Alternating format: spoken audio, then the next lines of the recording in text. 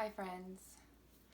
So it's been a long time since I have done a video for lots of reasons, but I felt that right now especially would probably be a very good time to come and do a video for you guys on some hot topics right now.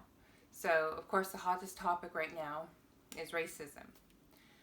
And I have been seeing a lot of parents posting great links and books and resources to help discuss how to discuss racism with our kids. And I thought I would also jump on that bandwagon and I would share with you some of the things that I have done with my kids since they were brand new babies. Now, racism is something that is taught. It is not something that a child is born with. In their hearts, a child doesn't hold hatred. A child learns through their parents and the people that their parents allow to be in their lives. A child learns through what they see. They learn through what they hear. So the bottom line is that you as a parent or you as an auntie, an uncle, or somebody, a grandparent, whoever you are to a child, you have the power to influence the future. That's a pretty amazing thing, right? That is crazy. But we can make such a big difference and make the world such a better place through future generations because it's like a cycle. So we do one positive thing and it leads to another and it leads to another and so on. So now backtracking a bit, I have never been the parent to be like, you're a boy, you only play with boy toys. You're a girl, you only play with girl toys. I have said, you're a child, you play with toys. And one of the things, so I've got a box of fun stuff here. So one of the things with my kids, as a little girl, I loved Barbie. Every little girl, I think, loved Barbie. At least every girl I knew. Now, for the longest time, all of my Barbies were blonde hair. They were blue-eyed or they were green-eyed, and I loved them anyway because they were Barbie and I was really excited. But I think I was in 3rd or 4th grade when my Auntie Shani bought me a Miko Barbie from the Tropical Barbie collection, and she looked like me. And that was the coolest thing. I had never seen a Barbie with eyes like mine and skin like mine and her hair looked like mine, and she was just my favorite Barbie, and I was so excited. But on the same token, when I became a mom, I did not buy my daughter Barbies that looked like her. I bought her all sorts of Barbies, and she hated them, but that's neither here nor there. She was never a girl who liked Barbies. But I still have some of the Barbies that were hers. In fact, I still have some of the Barbies that were mine. And I have Barbies that I have specifically bought for my little ones who are 4.5 and 22 months old now. So 4.5 years old and 22 months old now. So this Barbie doll, she's an Asian Barbie doll. This one is an African American Barbie doll. And we have a Hispanic Barbie doll. And we have a Caucasian doll with some super cool purple highlights. We have a Caucasian Ken doll with the classic molded hair. And we have a rather tan Caucasian Ken doll with long rooted hair. And this guy, he's actually a G.I. Joe. He was my brother's. And an African American G.I. Joe. He's a real American hero. And this is not even a fraction of our Barbie doll collection. I'm going to tell you right now, we have like 200 and some odd Barbies. No joke. Because they came from my childhood, my sisters, my older daughter, and then things that have been purchased and gifted to my younger children. So, you might not think that a doll makes that big of a difference, but it does. Because think about it. If a child only plays with dolls that look just like them, what kind of message do you think that is sending a child? What kind of subliminal message is that? To me, it's only play with people who look like you. But if you give a bunch of different options to a child, then what is that saying? To me, that's a subliminal message that says, play with everybody. Now, my son does not look like any of these Ken dolls. My son has dark hair and dark eyes and a beautiful olive complexion. He doesn't really look like these guys. But that doesn't stop him from playing with them. That doesn't stop him from thinking that they're really cool and trying to dress them, which is also good for their coordination and fine motor skills. And one of my son's favorite dolls is this guy, because he's got a cool rainbow shirt, and my son loves rainbows. So tie-dye is my son's favorite color. Let's put these over here for a minute. Now, another way that you can support your children and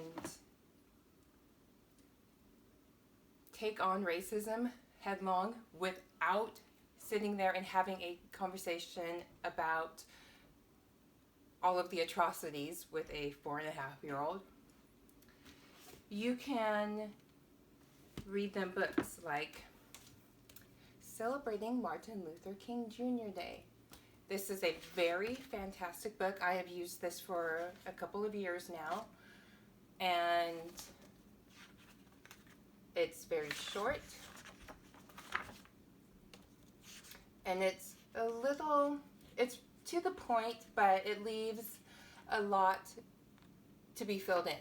So it's a little bit of an opening, if you will, so you can have conversations with your children. Okay. Now, another thing, I also, as you can tell, there's a little price tag on this, I like to go to the library bookstores because I find tons of books and they're inexpensive and you find all sorts of things, but different and alike. So this book I think was from the 80s. So in this book they've got Braille. They talk about what it is to be blind, what it is to be deaf. They talk about different handicaps and abilities that people have. So that's awesome. So if you can find books like that. Another thing is, along the same thing as books, pull this one out. This was a gift to my children. Children just like me. And in this book, we celebrate the children who are all different. Because we are all different, but we are all the same.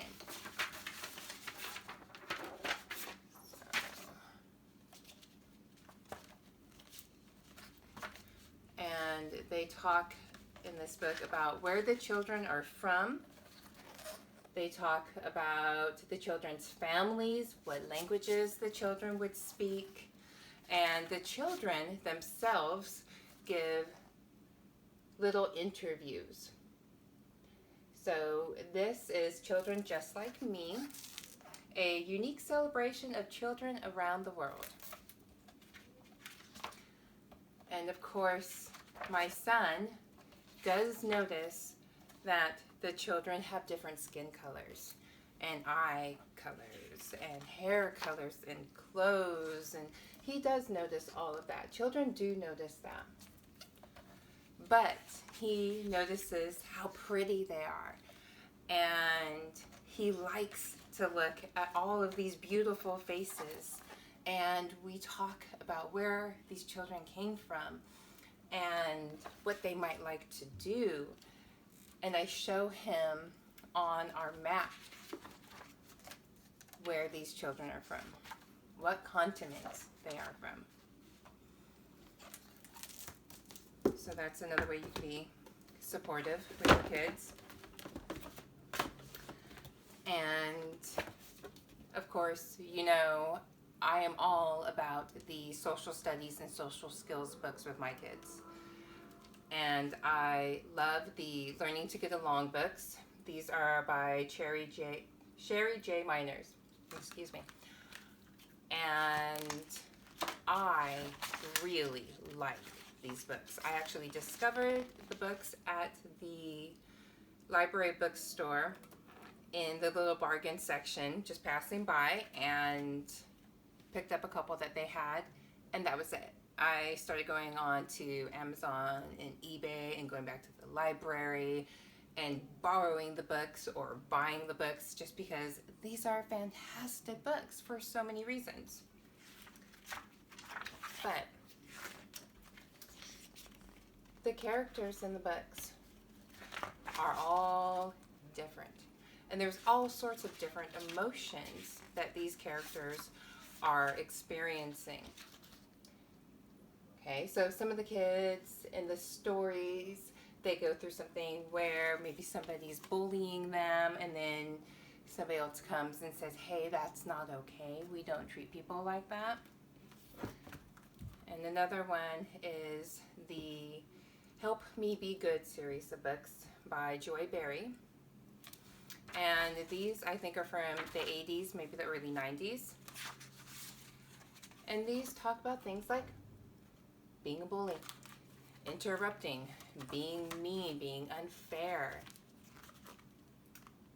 And again, there are different children in here. Not every child looks alike. And same with our Best Me I Can Be books. And again, library. So your library bookstore can be a great resource, or your library in general. Okay. And another thing I do is I ask the Googles. So I will find books on Google, and oftentimes somebody has done a story time read along with them, and then I can review that and I can decide whether or not this is a book I want to purchase, so I actually physically own it, or I can have it queued up for morning circle time and my kids can watch it on the TV. So now another thing, you do not have to have these books. They are really nice, and I love the imagery, and I love the subliminal message that it's giving my kids. But this book, it's all about animals. But I can point out to my children how there are so many different animals and how pretty all of the animals are. And I can say things like, isn't it nice of Monkey and Sloth to help Toucan? Even though Toucan doesn't swing from the vines like Monkey and Sloth do. He doesn't want to hang from the vines. He can't. But they still want to play with him, don't they? They still want to play tag and be his friend. That's very nice. And then I can go on through the book, and I could say things like, wow, even though Toucan lives high up in the canopy and Tree Frog lives way down there, close to the ground. Tree frog, toucan, and tree frog can still play together. They can still be friends. Look, toucan has really big eyes. Frog has really big eyes too. They're just frog size. So stuff like that. And something else that I have done with my kids, and you may have seen this. Gosh, when did I do this one? It's been a while now, well over a year. But I made my kids diversity dolls. And these dolls are just pieces of felt that I cut out. And they're different tones, different shades. And you'll notice these dolls don't have facial features. And I did that on purpose because I didn't want my kids to say, well, that's a boy, that's a girl, that one has whatever eyes, that one has big smile, whatever. I wanted my kids to imagine faces on the dolls. And I also included, with these dolls, different outfits, which of course are felt, and they go great on my flannel board. And I'll get to this in a minute. I also did different hair colors and different kinds of hair and hairstyles. So there's just a couple. Well, few. Let's get this out of here. Okay.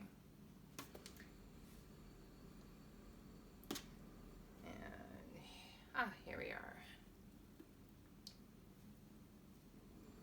So let's get a dress on this doll. Do that. So the dolls have different things that make them special. But underneath, the dolls are just dolls. So there's one. Okay. And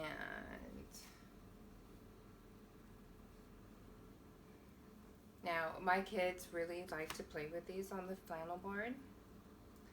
They have a lot of fun with them, especially my son, because he's 4.5 now, and he has a little bit better hand-eye coordination and can dress the dolls. My 22-month-old just kind of slaps clothes and things all over them. So. Now, what I pulled out earlier and I wanted to show you was part of the inclusion. So this is a felt doll wheelchair, or as my son calls it, a wheeling chair. And the doll just sits right on it. So, whoop. Now the doll is bald, and bald is beautiful. And I also have things like, I have a cane, I've got crutches, and even a walker, so the dolls can see that, or dolls, so the kids can see that as well. And also to help support the we are all beautiful and different, but we are all the same.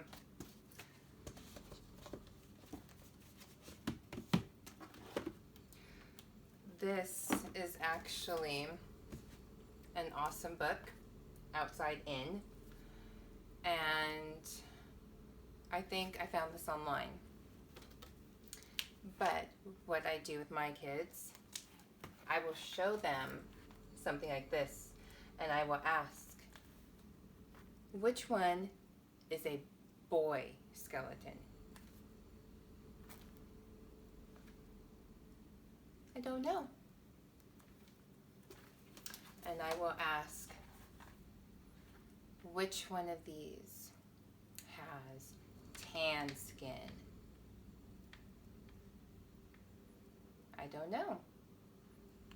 And we go through different things. Which one of these has light colored skin? Which one of these has curly hair? Who has bright red hair? And of course, none of them do, because on the inside, we all look alike. So this is an awesome book. And of course, because it's an anatomy book, age appropriate for little kids, we talk about our insides. So this I also use for health education, my kids. Another great resource, I found these on Amazon, and these are by Eeboo, E-E-B-O-O. So what do? I heard your feelings, and these feature different kinds of animals, not different kinds of people. But there are all of these different situations.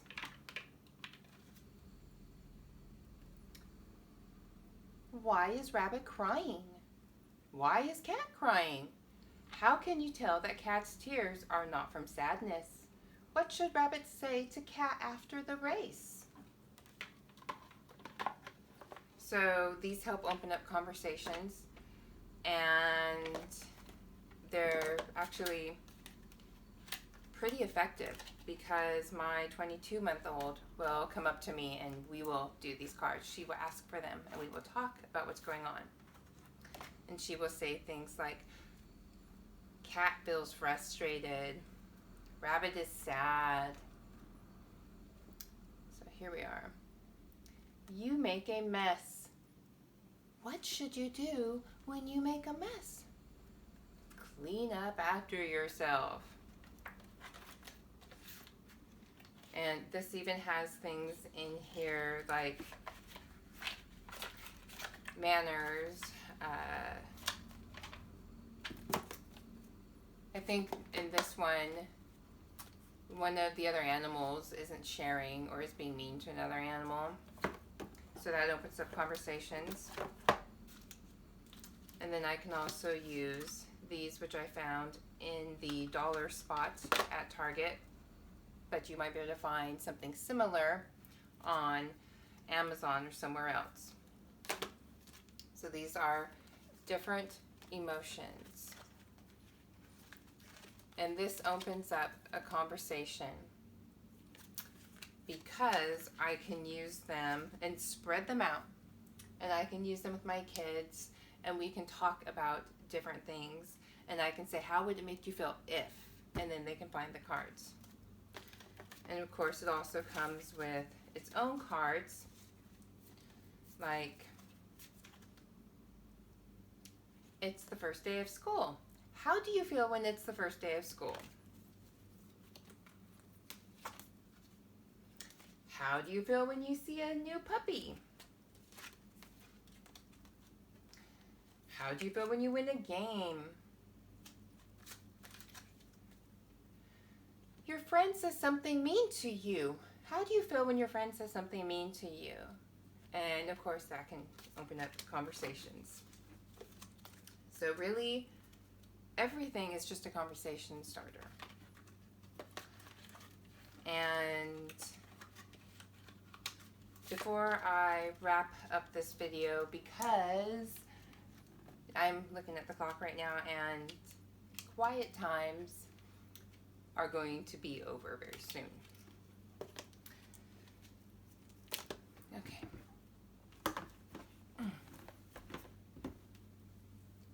So, before I wrap this up, all of the things that I teach my little ones, some of them are very conscious. Like I intend to give them these lessons. And some of them, it's just stuff that my mom did with me, and I just do it with mine. And another thing is, yes, you can absolutely have some tough conversations with your little ones, some uncomfortable conversations with them that are age appropriate for them. Now, I am not going to show my 4.5-year-old and my 22-month-old violent and graphic images and videos, because that is going to just mess up their psyche, and I'm not going to do that to them. But I can absolutely have conversations with them. And one of the conversations that we recently had was about racism and what it is to be racist. What does that mean? And surprisingly, my 4.5-year-old was like, this is what it is. And I was proud. I was so proud of him. And just seeing this wonderful little person and how he has such an understanding, even though it's such a small understanding. That's like a little seed. That's like a little seed of hope that can grow up into this big, beautiful tree. And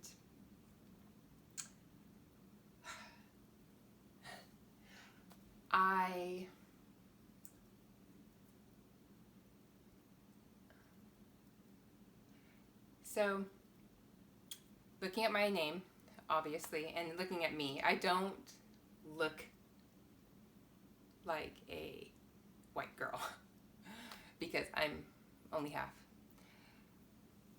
But we did have a conversation about being Japanese, because I am half Japanese. Therefore, my children are a quarter Japanese. And we did talk about the camps. We also talked about the Jewish side of who my children are on their father's side. And we talked about those camps.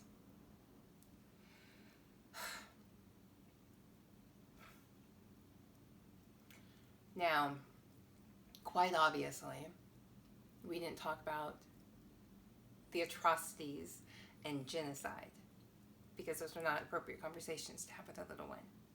When my children are older, we will be able to talk about that sort of thing, because they will be able to understand it better and ask some questions that will probably be pretty harsh, but we're going to have to talk to them. But we did talk about it. And I did talk to my son, and I did show him some pictures of some family of his that he's never met because they're long gone now. But we talked about how even people who looked just like them didn't like them. They hated them because of who they were, because of the religion that they believed in. They hated them because of their ethnicity. So a child with light skin and light hair didn't like another child with light skin and light hair because that child was Jewish. So they weren't allowed to play together, and people were very mean.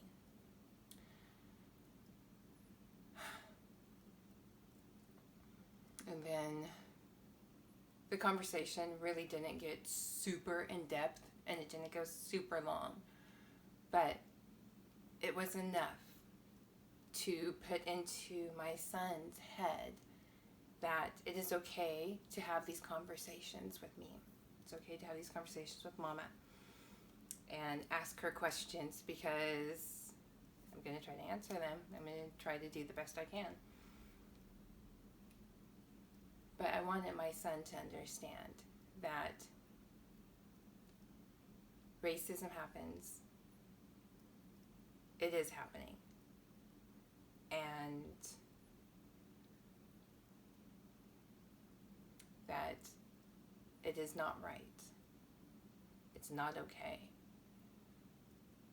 And the way he frames it is that people who act like this are very mean and they're being bullies. And he says, if somebody did that to one of my friends, I would put them on a timeout.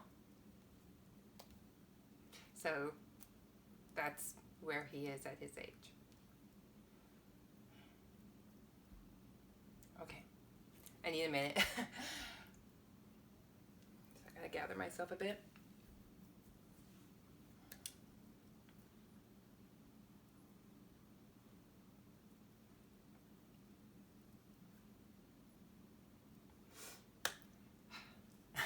Thanks for bearing with me. So it starts with you. It starts with you as a person in a child's life to make changes. So the gifts that you give a child, the toys, the books, open it up a bit. If you go into your child's toy box right now and the only thing you see are toys that look like your kid,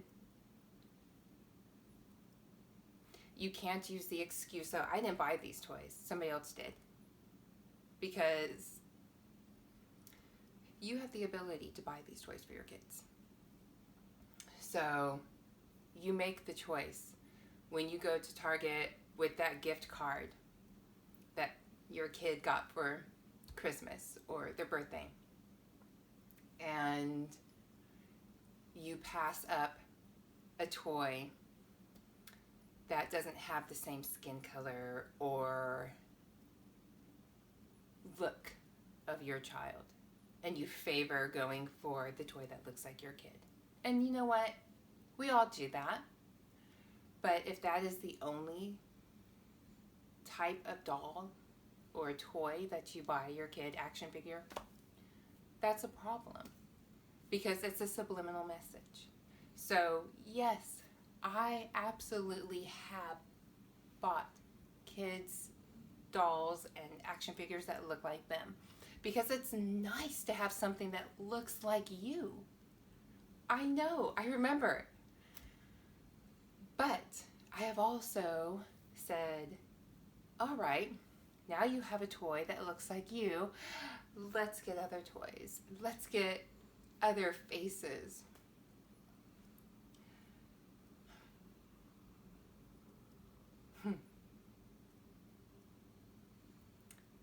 I know this might sound like, self-righteous mommy here. I don't mean to.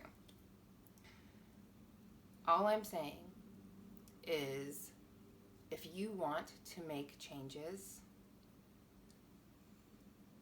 for the future, it starts when they're tiny. And you continue laying those foundations for them. Because remember, little kids absorb so much in the first 5 years of their lives. Think about that for a minute. Who is with your child the first 5 years of their lives? I am with my child for those first 5 years. Now, I want to see a change in the future. So where do I lay the foundation? I lay it now. And then they get to see the big wide world, and then I do damage control as needed. Or I clap at the wonderful, fantastic things that are changing and happening for them.